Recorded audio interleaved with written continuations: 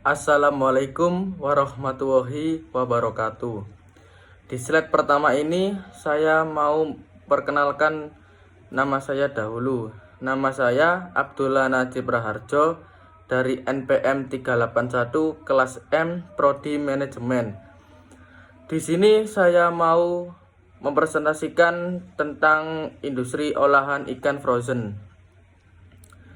Di slide yang kedua ini, GoFrost adalah perusahaan yang bergerak dalam bidang produksi olahan ikan yang dibekukan. Di slide 3 ini, mengapa produk olahan ikan? Yang pertama, potensi sumber daya perikanan Indonesia termasuk yang terbesar di dunia. Yang kedua, produk olahan yang dibekukan menghambat pertumbuhan bakteri sehingga produk akan lebih awet. Apa saja produk GoFrost? Berikut beberapa contoh produk dari GoFrost antara lain: yang pertama, bakso ikan; yang kedua, bola salmon; yang ketiga, dumpling cheese; yang keempat, nugget ikan; yang kelima, cikua; yang keenam, kembang cumi. Di sini ada juga proses produksi GoFrost atau olahan ikan frozen. Yang pertama, bahan baku.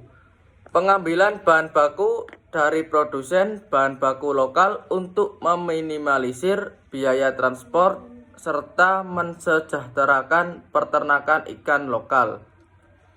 Yang kedua ini, alat produksi. Tahap kedua, mempersiapkan mesin-mesin produksi serta tempat produksi yang higienis agar produk tidak terkontaminasi. Yang ketiga, tenaga kerja. GoFrost menyediakan sumber daya manusia dengan kinerja yang tinggi guna menjaga kualitas dari produk GoFrost. Yang keempat, pengemasan. Setelah produk diproduksi, selanjutnya adalah tahap pengemasan dan produk akan dijual. Yang kelima, distribusi. Tim quality control mengecek semua produk setelah lolos QC, produk siap didistribusikan ke konsumen. Slide selanjutnya, faktor produksi GoFrost. Faktor produksi yang dibutuhkan antara lain: yang pertama, faktor sumber daya alam. Untuk memenuhi kebutuhan bahan baku untuk produksi produk dari GoFrost. Contoh gambar yang di atas ini, nelayan lagi panen ikan. Yang kedua, faktor sumber daya manusia. Dengan sumber daya manusia yang berkualitas akan mempercepat perusahaan dalam mewujudkan tujuan perusahaan. Contoh gambar yang di atas ini seperti orang lagi bekerja di pabrik. Yang ketiga, faktor modal dan manajerial. Modal, teknologi, dan manajerial adalah faktor terpenting dalam melakukan usaha. Contohnya gambarnya yang seperti di atas ini. Pada periode pertama, perusahaan membutuhkan 10 pekerja dengan estimasi produk yang dihasilkan 10 truk per periodenya. Contoh seperti gambar yang di bawah ini. Dan gambar yang di samping ini gambar kurvanya. GoFrost memperkirakan biaya tetap produksi sebesar 40 per periodenya pada tabel, dan kurva di bawah ini akan gambarkan TVC, TC, AVC, AC, dan MC. Dan ini yang di bawah ini contoh gambarnya. Ada gambar kurvanya juga, yang sebelah gambar outputnya.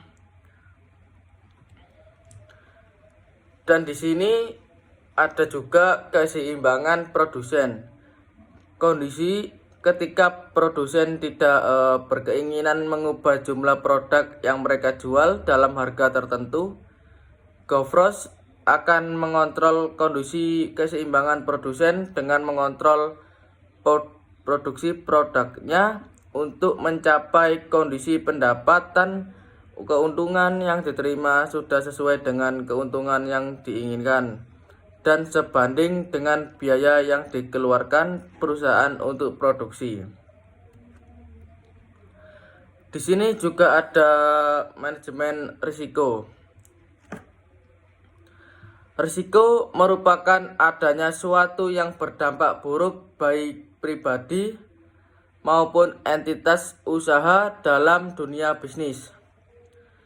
Manajemen risiko adalah suatu usaha yang dilakukan untuk menghindari atau meminimalisir risiko. Selain itu, manajemen risiko digunakan untuk mengatasi atau memberi solusi ketika bisnis mengalami kondisi yang tidak baik. Salah satunya ketika GoFrost mengalami decreasing return to scale, manajemen risiko berperan untuk memberikan solusi atau mengatasi masalah tersebut dengan cara yang pertama ini mengurangi skala produksi sementara atau mengurangi faktor produksi. Yang kedua, membuat inovasi produk yang terbuat dari bahan baku yang sama, sehingga perusahaan dapat memproduksi dengan skala tetap dan dapat berinovasi produk baru. Selain itu, keseimbangan produksi tetap terjadi. Di sini juga ada GoFrost atau olahan ikan dijual di pasar oligopoli. GoFrost sudah mempersiapkan untuk terjun di pasar oligopoli. Berbagai persiapan telah dilakukan seperti inovasi produk, terus menambah kapasitas produk, dan juga promosi. Selain itu, terdapat juga tantangan yang akan dihadapi oleh GoFrost pada saat di pasar oligopoli. Seperti harus bersaing dengan brand-brand besar atau pedagang-pedagang lainnya di pasar juga, dan juga modal besar untuk marketing dan lain-lain. Di sini juga ada namun GoFrost tetap yakin dengan produknya yang berkualitas dan mampu bersaing dengan brand-brand lain atau pedagang-pedagang lainnya. Sekian presentasi saya. Wassalamualaikum warahmatullahi wabarakatuh.